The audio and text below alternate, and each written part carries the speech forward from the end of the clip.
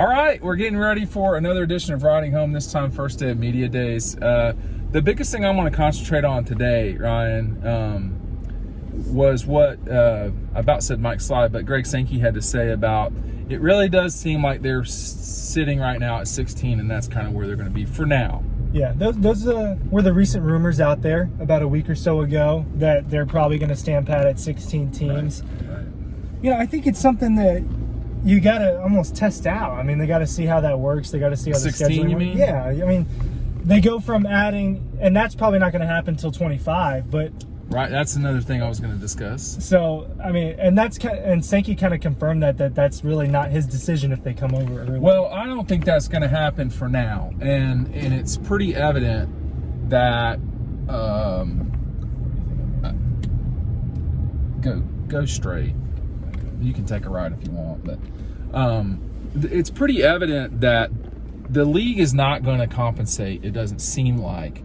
The league is not going to compensate schools for coming over early. Yeah. And when you start talking about the situation, and I'm still in the middle of this article I'm trying to do, and I think I'll be done with it by this weekend, but, you know, Texas and Oklahoma have made clear, I read again today, where they're just not going to just come over just to come over. They're not going to pay this exorbitant exit fee from the Big 12.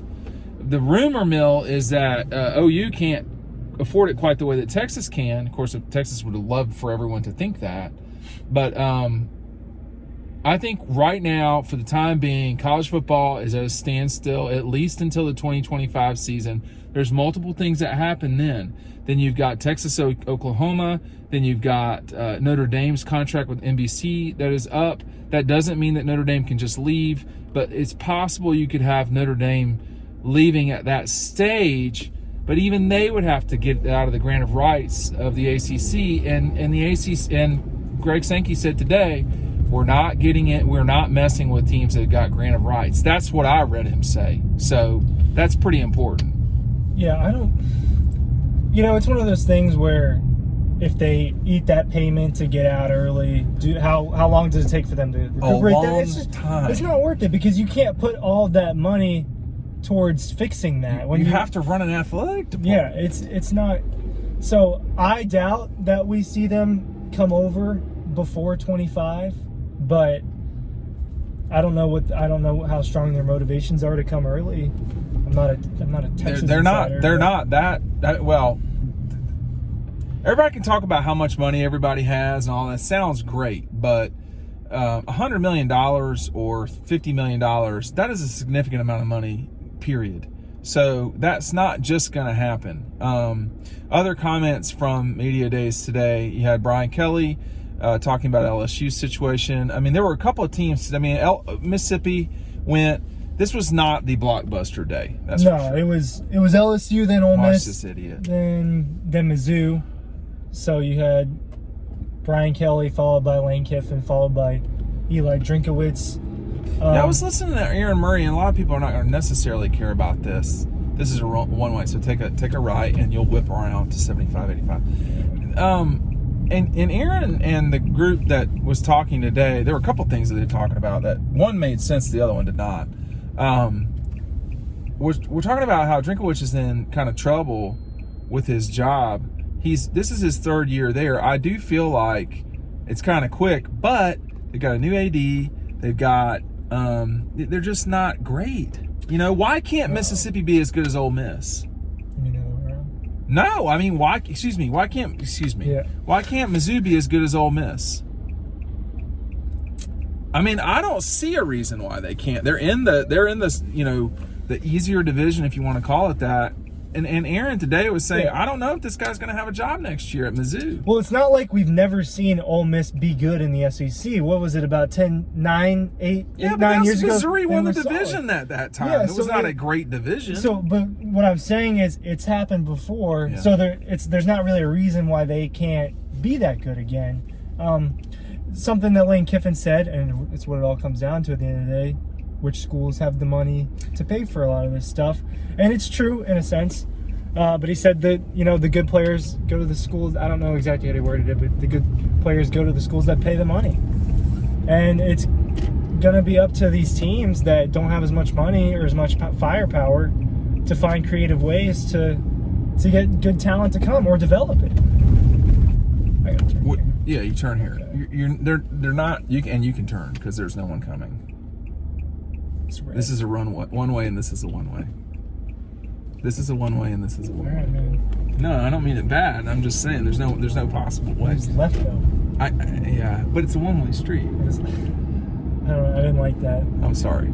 Take a left on. You got to follow the directions. Williams will get you right to 7585. Right. So anyway, then there was this discussion, which I'm fully triggered about, that Aaron Murray and his host. Sometimes these hosts, man. Who was his host? I don't know the person, but it was Greg. Neuheisel was on there, the old UCLA coach and Colorado coach, Rick Neuheisel, and it was Aaron and whoever the host was. The host lives in Nashville, so here comes the host talking about, well, they're going to build a new stadium in Nashville. It's going to be domed, and they would certainly like to get the SEC championship in Nashville. Man, bitch, I was sure that Miami would love the SEC championship, or Jacksonville, or Tampa, or There's Orlando. all sorts of cities that it could be in. I mean, they're not moving the SEC championship to Nashville. Sorry. They may move it to Dallas. I could see that. I could see you moving it to Dallas before I'd see you moving it to Houston. But I could see you moving it to someplace else. I cannot see them moving it to Nashville for a lot of different reasons. I don't really see them moving the SEC championship from Atlanta. It's been a great event here. It is the capital of college football, period. I don't really know what else to say about it. Now, you probably want to get in this middle lane here because that is the HOV. Comments on the SEC championship being in Nashville? It shouldn't be in Nashville. It needs to be in Atlanta. Now, I think Media Days is going to end up in Nashville next year. That's totally a different conversation. That's fine. That can bounce around the southern big cities if it wants to. That's fine with me. It really shouldn't, though. Let's be honest. I mean, we both been Atlanta in Nashville. is the capital of the South, and it's one of the most important places in college football. Would you really want Media Days in Dallas? No, because most of the people would have to go that way. It wouldn't. God. What is Atlanta? Get some summer rain, man. Let's go.